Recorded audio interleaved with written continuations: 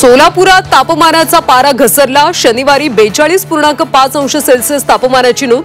पुढचे 2 ते 3 दिवसात हलक्या पावसाचा अंदाज।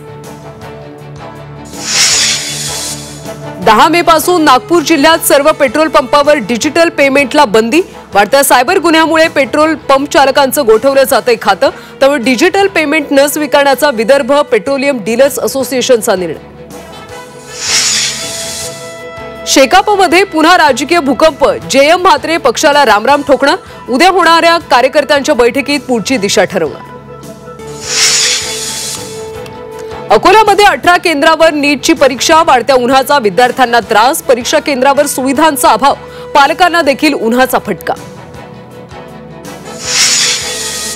महाबळेश्वर फेस्टिवलची धूम। हेलिकॉप्टर सफारीची पर्यटकांना भुरळ। खास झी24 तासच्या प्रेक्षकांसाठी महाबळेश्वरचं विहंगम दृश्य। युद्धासाठी कर्ज काढणारा पाकिस्तान पहिला देश। पाकिस्तानची आर्थिक परिस्थिती ढासळली। निवृत्त ब्रिगेडियर हेमंत महाजन यांची माहिती। हिमाचल प्रदेशमध्ये पावसाचं तुफान। गारपीट। शिमल्यामध्ये गारपिटीचा सर्वाधिक फटका।